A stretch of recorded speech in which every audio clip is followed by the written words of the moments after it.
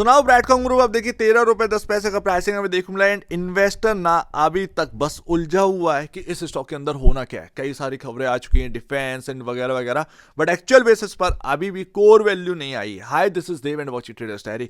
चल क्या रहा है ब्रैडकॉम ग्रुप के अंदर, वो कौन सा प्राइस होगा जहां से घूमने का यहाँ पर ना एक साइन होंगे, एक आपके सामने एक आर्टिफिशियल कोई प्राइसिंग नहीं जो कि रियल प्राइस होगा। एंड ब्रोकर्स जो है ना, अगर आप पूछेंगे तो ब्रोकर्स का क्या कहना है एक्चुअल बेसिस पर, ये मेरा मानना है। मैंने कुछ लोगों से यहां पर पूछा है जो कि मैं आपके सामने रखूंगा, लेकिन इससे वास्तविकता कितना सही है वो नहीं पता, कितना वो रियलिटी सही बैठेगी ये मेरे को खुद भी नहीं पता।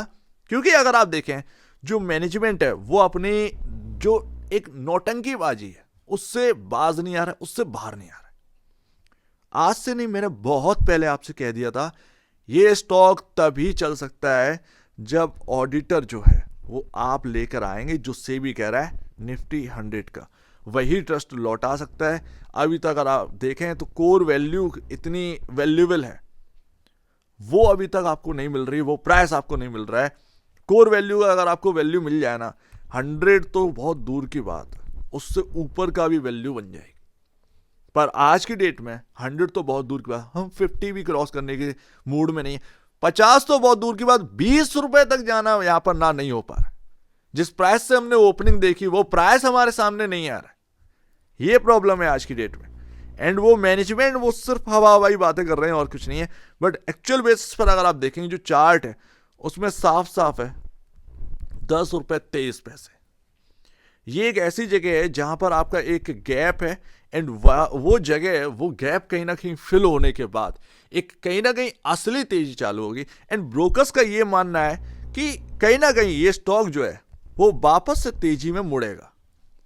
अब उनके अलग अलग लॉजिक्स हैं, मैं उनको गलत नहीं कह रहा और किसी को भी गलत नहीं कह रहा, लेकिन उनका मानना है कि हाँ कहीं ना कहीं तेजी वापस आ सकती है, लेकिन वो रियलिटी में कितना यहां पर ना आपका चेंजेस होंगे वो नहीं पता।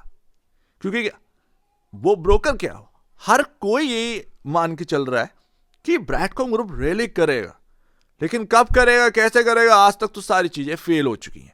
तो वो जो उम्मीद है, वो उम्मीद की किरण जो है ना वो फेल हो चुकी है। होप्स जो है बिल्डअप थी वो बिल्कुल थम चुकी हैं। आज की डेट में ब्रैडकॉम ग्रुप को कोई देखना तक पसंद नहीं कर रहा है। रियलिटी बेसिस पर बात यही है, इन्वेस्टर तंग हो चुका है।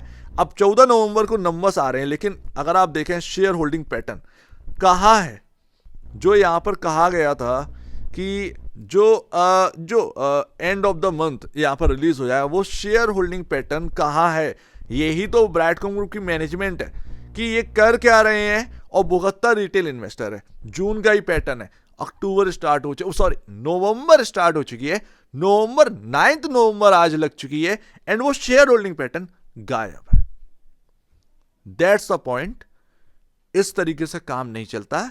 ये मार्केट है एंड आप मार्केट से ज्यादा बेहतर नहीं समझ सकते। मार्केट कुछ भाप रहा है, मार्केट तवज्जो नहीं दे रहा है, इसका कोई मतलब है मार्केट ट्रस्ट बिल्डअप नहीं हो रहा है, मार्केट के अंदर मार्केट ट्रस्ट भी नहीं दिखा रहा है। ये एक रियलिटी है, यही फैक्ट है। मान लीजिए ज्यादा बेहतर है।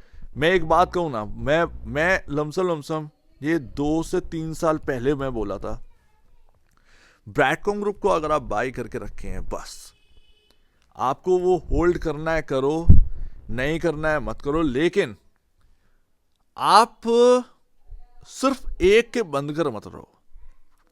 ये मत तय करना कभी कि ब्रैडकॉम ग्रुप मेरे पोर्टफोलियो में बस वही स्टॉक है मेरे पास।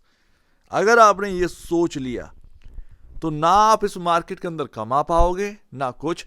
ब्रैडकॉम ग्रुप के अंदर जब कोई रिटर्न नहीं बन रहा, दिक्कतें चल रही थी, मैंने आपसे यही बात कहा था कि दूसरी तरफ मुड़ जाओ, यहां दिक्कतें बहुत हैं, अभी उससे छुटकारा नहीं है। अगर आप उस सोच पर चले गए, अगर आपने बाहर कोई स्टॉक के अंदर निवेश किया होगा, वहां पर आपका रिटर्न बन भी गया होगा बॉस, कहीं ना कहीं कुछ लोगों की तो रिकवरी भी हो गई होगी पैसों की जो इसमें डूब रहा है, कई लोगों ने कमा लिया। लेकिन अगर आप सिर्फ एक ही स्टॉक पर तुले रहेंगे जिसको आप समझ चुके हैं कि अभी तक मैनेजमेंट कैसा है क्या है, एटलीस्ट आप अपने साथ जो है वो बहुत बड़ी गलती कर रहे हैं। बाकी भाई देखिए फाइनेंशियल इंडिकेटर अभी भी 3.48 का पी रेशियो है, 24.47 के अगेंस्ट भाई कंफर्ट बहुत बड़ा है। उसके बाद प्राइस टू बुक वैल्यू 44 रुपये है। लेकिन इन सबको प्रूफ करने के लिए एक ऑडिटर चाहिए, ऑडिटर चाहिए। इवन अगर आप देखें इस मार्केट के अंदर वर्टोज जैसा स्टॉक आपको मल्टी वैगर बनते हुए देखने को मिला है, मल्टी टाइम रिटर्न बना के दिए। लेकिन ब्रैडकॉम ग्रुप एक टोटल एक फेलियर स्टोरी यहां पर ना महसूस हो रही है, एक टोटल फेलियर जो कि हमारे सामने। तो एक लंबा वक्त हो चुका है भाई, आप इसको थोड़ा समझिए, बाकी स्टॉक्स पर ध्यान दीजिए। इवन मैं कह रहा हूं, मुझसे आप पूछेंगे कि मैंने रिस्क लिया है, क्या ये रिस्क ठीक है? अगर आपने 14-15 हज़ार रुपए का रिस्क लिया है, कोई दिक्कत की बात नहीं है। दुनिया में बहुत कंपनियां हैं जो कि इन्वेस्टर जो है चेज करता है, उनमें पैसे लगाता है, हाई रिस्क कंपनियों में पैसे लगाते हैं। चाहे वो जापान आप देख लीजिए, चाहे आप यूएस देख लीजिए, यूके देख लीजिए, फ्रांस देख लीजिए, कुछ भी आप उठाकर देख लीजिए। इन मार्केट में जो रिटेल इन्वेस्टर हैं वो हाई रिस्क लेना जानते हैं। 14-15 हज़ार का कोई रिस्क, कोई बहुत बड़ा रिस्क नहीं है आज की डेट में। मार्केट के अंदर निफ्टी की कॉल पुट है यहाँ पर ना इन द मनी वाली 17,000 रुपए की आती है और लोगों का पैसा डूब जाता है। तो समझ रहे हैं ना, 14-15 हज़ार की कोई वैल्यू नहीं। अगर आपने इतना रिस्क ले रखा है, आप इजीली उसको मैनेज कर सकते हैं। लेकिन भूल जाओ भाई, जो भी आपको करना है, आपको बेचना है, आपको रखना है, जो कुछ भी आपको करना है आप करिए। लेकिन भूल जाइए, अगर आप रखे भी हैं ब्रैडकॉम को, तो आप सिर्फ और सिर्फ, मैं होल्ड करने की सलाह नहीं दे रहा हूं, नहीं, मैं ये कह रहा हूं कि अगर आपको मन है, लेकिन आप भूल जाओ उससे, अब आप दूसरी चीजों पर ध्यान दीजिए।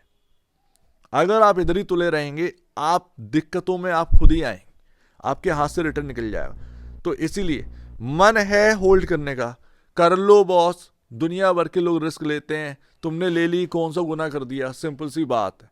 लेकिन तुलो मत, तुलो मत। अब ये बहुत हो चुका है, नौटंकी काफी ज्यादा हो चुकी है। मैनेजमेंट को हम समझ चुके हैं, मैनेजमेंट अपनी बात का नहीं है। से भी चिल्ला चिल्ला के थक गया। निफ्टी 100 का ऑडिटर कहां है, कहां है?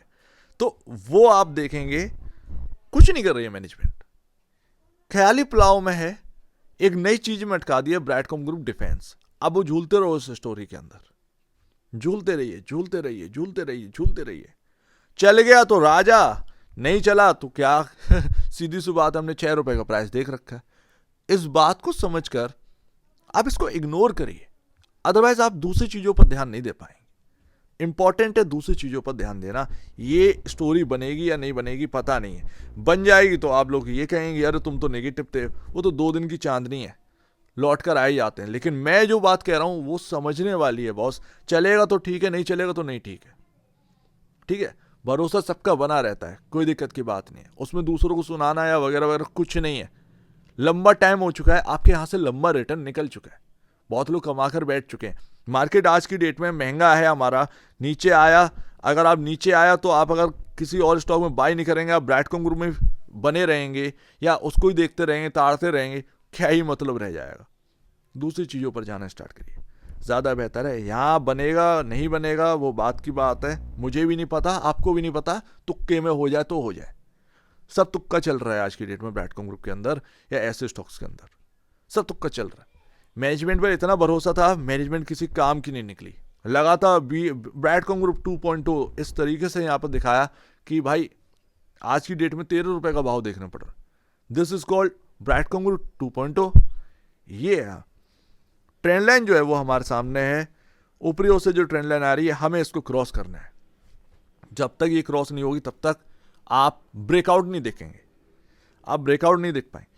ये 15 रुपए 20 पैसे 16 रुपए के आसपास का ट्रेंड लाइन का प्राइस है। जब तक आप ये मान के चलिए 16 रुपए आप क्रॉस नहीं कर लेते, उसके ऊपर टिक नहीं जाते हैं 2 से 3 दिन, तब तक आप ये समझ लीजिए आपका कोई ब्रेकआउट नहीं है। उसके बाद आप आ जाओ मूविंग एवरेज में। मूविंग एवरेज में भैया अब साफ साफ नजर आ रहा है, क्या नजर आ रहा है? ये आपके सामने 14 रुपए 80 पैसे आपका 50 डे में, ठीक है। जब तक आप इसको क्रॉस निकल लेते हैं, यानी कि आपका मूविंग एवरेज क्रॉस नहीं हो रहा, आप सभी मूविंग एवरेज के नीचे, ठीक है ना। तो यहां पर ना व्यू बस इतना बनाइए, क्योंकि अब कोई इंटरेस्ट रहा नहीं है ब्रैडकॉम ग्रुप के साथ, क्योंकि मैनेजमेंट अपनी यहाँ पर ना अलग अपोजिट काम कर रहा है, वो अपना अलग ईगो में, और ऐसी मैनेजमेंट के साथ रह पाना किसी इन्वेस्टर का, वो बड़ा यहाँ पर ना एक बहुत दिक्कत की बात है वास्तव में। एंड पेशेंस ही मांगा है इस स्टॉक ने, बाकी कुछ नहीं मांगा। बाकी मल्टीबैगर बनेगा नहीं बनेगा वो बात की बात है, बट आज की डेट में जो चीज़ें हो रही हैं वो एक इन्वेस्टर के साथ खिलवाड़ है, इससे ज़्यादा और कुछ नहीं है। तो ये आपके मूविंग एवरेज का प्राइस है 14 रुपये 80 पैसे। ये हाईएस्ट आपका जो 50 डे में है उसको क्रॉस करने का प्राइस है। हम इसके ऊपर टिक गए तो यानी समझिएगा मूविंग एवरेज क्रॉस हो गया। और 16 रुपये 17 रुपये मान के चलिएगा, एक राउंड फिगर में मैं आपको बता दूं, इसमें ना नौटंकी बहुत होती है स्टॉक के अंदर। 16-17 रुपये के ऊपर अगर आप निकल गए तो यानी समझिएगा ट्रेंड लाइन का जो एक आपका जो ब्रेकआउट है वो हो गया। 2-3 दिन अगर उसके ऊपर टिक गए बहुत समझ लीजिए। बाकी अगर ये होगा मैं आपको कवर जरूर करूंगा। लेकिन आज की डेट में आप सोच रहे होंगे कहाँ गायब हो गए, कहाँ गया, रोज वही चीज़ वही फालतू की बात करना, कहाँ की मतलब की बात। इसीलिए मैं ब्राइटकॉम ग्रुप से भी काफ़ी यहाँ पर ना पीछे हट गया कि भाई जब तक वो मैनेजमेंट ही अपना नहीं दिखा रहा है उस पर ना कवर करने से होगा क्या। ये कोई वो थोड़ी चल रहा है कि पॉडकास्ट है यहाँ पर वगैरह वगैरह। जब मैनेजमेंट ही अपनी बात नहीं आ रहा, कह रहे हैं भाई निफ्टी 100 का ऑडिटर लेकर आइए, आपका इन्वेस्टर बैठा हुआ है, आपका इन्वेस्टर वैल्यू मांग रहा है, वैल्यू टूट गई है, कैसे क्या ट्रस्ट लेकर आओगे, कुछ सोचने ही नहीं है। जब मैनेजमेंट ही आगे नहीं बढ़ रहा है तो तुम क्या कर लोगे उसमें, तुम्हारी कंपनी थोड़ी है, तुम्हारा तो पैसा लगा है उसके ऊपर, पैसा डूबेगा बनेगा, उससे यहाँ पर मैनेजमेंट को क्या ही लेना देना। बात यहाँ पर ये आ जाती है। तो यही मैं आपको बता रहा हूं कि छोड़ दीजिए, अगर आपका इन्वेस्टमेंट आपको होल्ड करने का मन है छोड़ दीजिए अपनी इन्वेस्टमेंट को, डले रहने दीजिए। बन जाएगा तो ठीक है, नहीं बनेगा ठीक है, अदर चीजों पर ध्यान दीजिए। अदरवाइज बाहर की चीजें अगर आपकी निकल गई ना, आपके हाथ से बहुत कुछ निकल जाए। आप पीछे मुड़कर देखेंगे तो आपको कुछ नहीं मिलेगा, आप आगे मुड़कर देखेंगे तो आप कहेंगे कि बहुत कुछ छूट गया।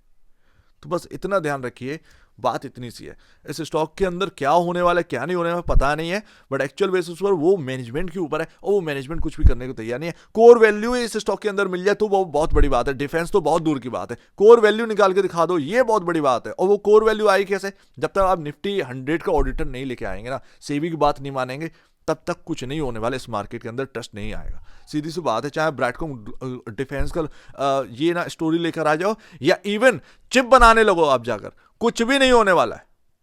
समझ रहे हो ना, चिप अनाउंस कर दो कि हम एआई चिप बना रहे हैं, वो फालतू ही डिंका है, ठीक है ना। तो इस बात को आप समझिए, दिस इज मतलब ये परे है, ठीक है ना, ये परे है। एंड ये कोई नेगेटिव व्यू नहीं दे रहा हूं मैं, मैं आपको समझा रहा हूं कि भाई बहुत देर हो चुकी है, आपका इन्वेस्टमेंट है, आप पड़े रहने दीजिए। आपको होल्ड करने वाला है, बन जाएगा तो ठीक है, नहीं बनेगा तो अलग बात है, लेकिन आप बाहरी चीज़ों पर ध्यान देना स्टार्ट करिए।